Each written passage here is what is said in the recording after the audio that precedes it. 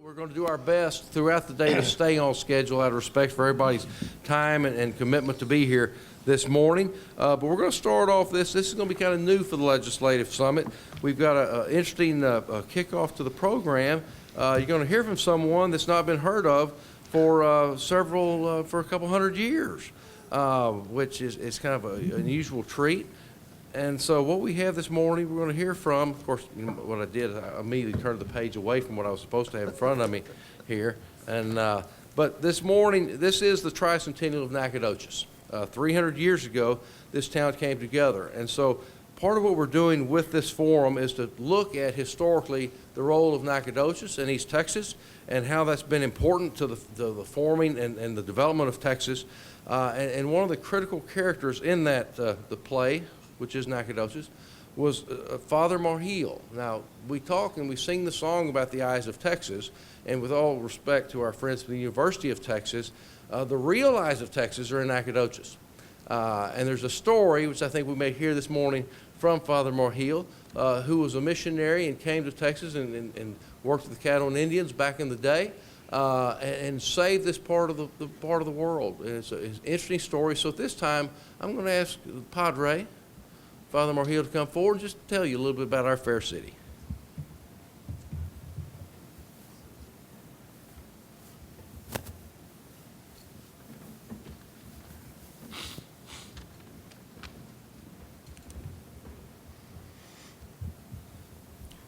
Buenos dias. Buenos Good morning. dias. Welcome, my brothers and sisters. Let's begin with a short blessing. En el nombre del Padre, del Hijo, y del Espíritu Santo. Welcome to Nacogdoches again, the place I came to back in 1716. I will tell you about a short time that I spent here in Nacogdoches with the friendly Tejas Indians and the land that I loved. During those times, Spain and France were enemies, and the Spanish government was fearful that they would take over the eastern territory of the New Spain then. At the same time, the church leaders wanted to spread God's word to the friendly Tejas Indians here and harvest their souls. I was almost 60 years old at the time, but I was still a vessel of God. Looking back now, I like to think and can say that those years here in Texas were my crowning glories in life. The Lord walked with me, and we established a mission here, Nuestra Señora de Guadalupe, and 3 other missions in this area. One year we had a severe drought, and the animals and crops died. My Indian friends came to me starving and faint with thirst. They had lost all hope for rain. That night, while in prayer, the Lord came to me and said, "Fear not, have hope, for you shall have water." The next day, with a staff in my hand, I went down to the dry creek bed of the Lenana Creek, where I struck an overhanging rock ledge, not once, but twice, and water gushed forth, much surprise to my Indian friends. My people were saved that day with God's help. The holy springs still flow today and are known as the eyes of Father Marhil, los ojos de Padre Marhil. I will give to you today the only thing I have to give, and that is a blessing. Vaya con Dios, amigos. Go with God, and you will never be alone.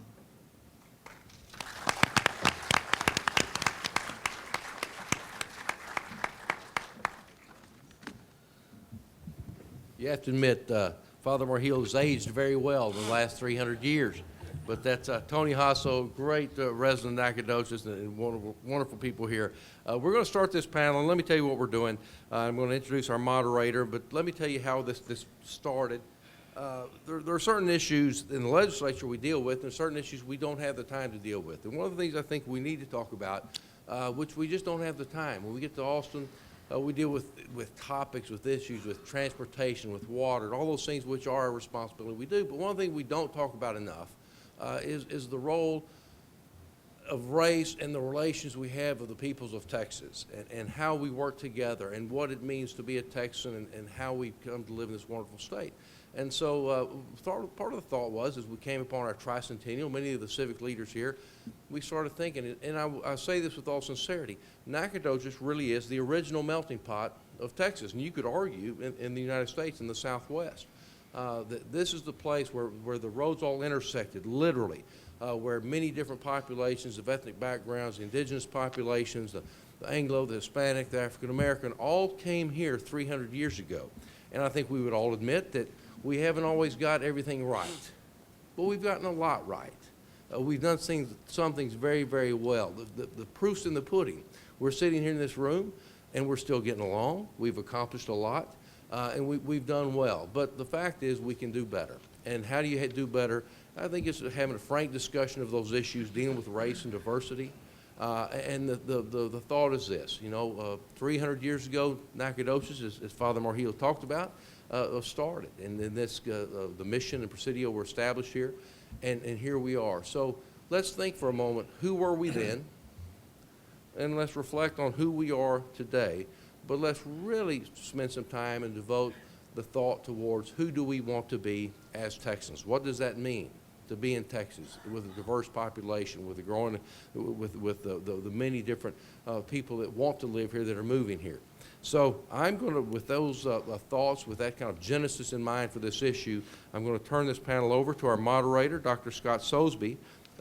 Dr. Sosebee is the Associate Professor of History here at Stephen F. Austin State University, and is also the Executive Director of the East Texas Historical Association. Scott also has the distinction and he's filling this role quite admirably, of filling shoes which frankly can't be filled, of Dr. Archie McDonald, who we lost not too long ago, who was a legend in the Texas historical circles, and was just one of the great citizens of Nacogdoches. But Scott has taken over that role. I'm proud to have him as a friend, as a member of the SFA Nacogdoches community. And please join me in welcoming Dr. Scott Sosebee to the stage.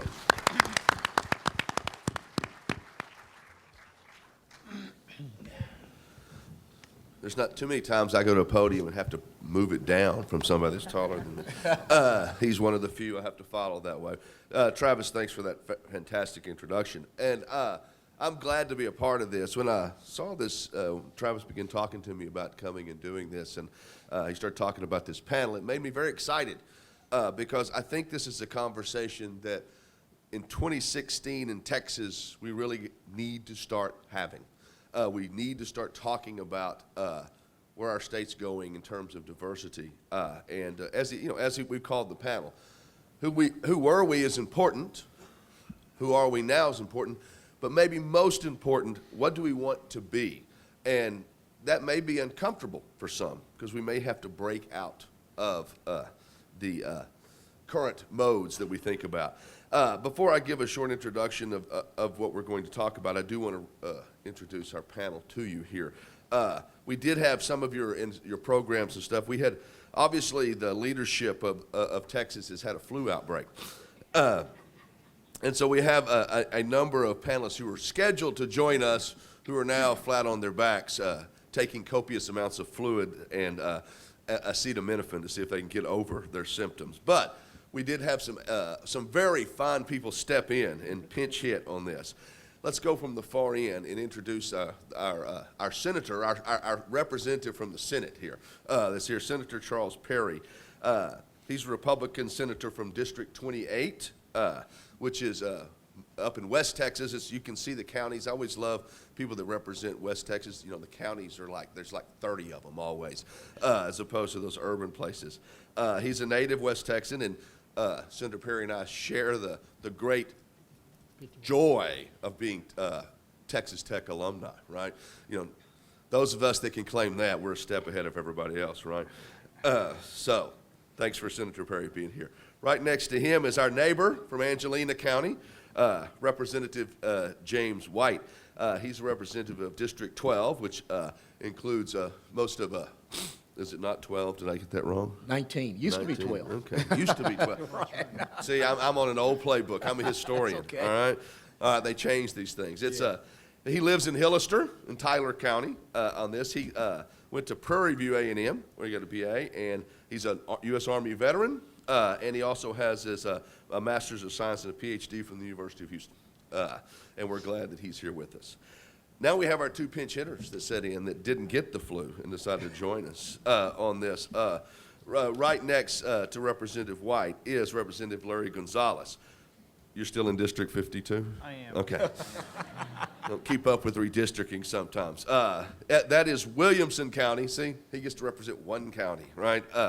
He grew up in Alvin. He used to be a vice chancellor for the UT system. He got degrees from UT and currently lives in Round Rock. And next to him is Marcia Farney, District 20. Okay, I only messed up one then, right? Our neighbors. Representative Farney is probably the bravest person on this panel because she used to be a classroom teacher. Let me tell you, folks, that's hard. It's very difficult. And she's also taught at university. She educated at Texas, our neighbors, Texas A&M Commerce, and also has her PhD from UT. And we're glad to have her here. As we move forward with the panel, I'm going to offer just, after this introduction, the primary goal that I want to have for our session here today is for us to be able to discuss the issue of Texas's diversifying population and how it's going to affect our state as we move into the future. I don't know how many of us realize, I think we have an image of Texas quite often from the way it's been portrayed in popular culture and unfortunately, many of our history books, that is not actually reality sometimes. How many of us realize that our state is the home to the most ethnically, multiculturally diverse city in the entire United States? Houston, Texas is the most diverse city in the United States. In Texas, not New York, not California, not all those blue states that claim those things, in Texas, right? Our state contains sizable populations of various ethnic groups as well as races. Important to me, though, as a historian, is how we use the past to explain the present and the future. And what if I invited some of my students, but it's a little early for students to be up, so they're probably not here, but they hear me say this all the time, is what we must learn to do is to have a historical narrative that contains what I call a usable past, one that all Texans can relate to. For far too long, quite often we've relied on a historical narrative that is concentrated almost solely on the 19th century. I pick up Texas history textbooks and it kind of dismays me because you have about this much in the book about Spanish-Mexican period, all right? And you have about this much on things after 1900, and then about this much on everything between that. 2016, we're spent longer in the 20th century than Texas as a state ever did in the 19th century. But we focus on that way too much. Texas, we tend to still think sometimes Texas is a frontier state.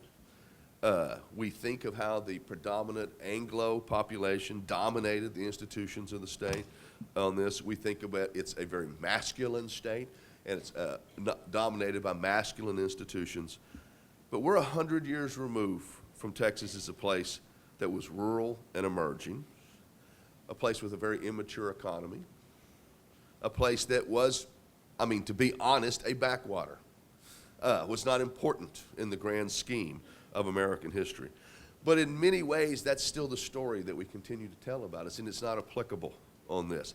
And not everybody in current 21st century Texas can relate to that story. In 2016, we are an urban state, one of the most urban states in the United States. Texas is more urban than New Jersey. We don't think about it that way, right? We're one that is diverse. We're a leader in technology. We're an economic giant. If we were our own country, we'd be the 11th largest economy in the world. We couldn't have said that in the 19th century. So I think that we need to welcome, to most Texans of 2016, we don't relate to those old tales, that old tale of what I like to call gun smoke and cows. That's not applicable anymore, really. And so we need to welcome a story that stresses how we become the state we are today. In other words, let's have a usable pass for every Texan, not just a few.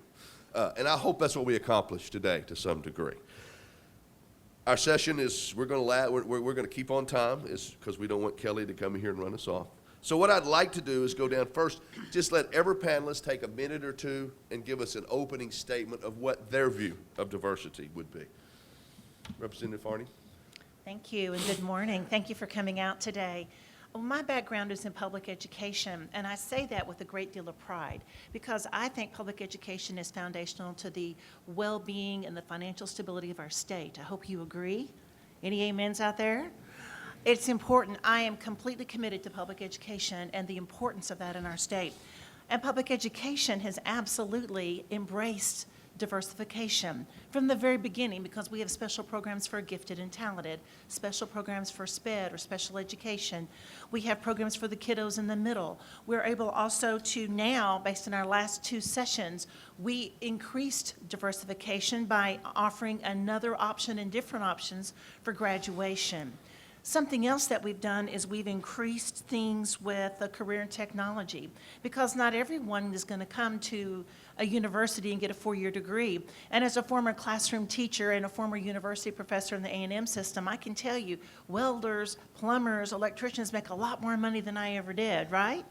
And those professions are honorable, good professions, often the backbones of our community, where they go and start their own businesses and create jobs. So we were able to honor that by diversifying things that we offer and recognize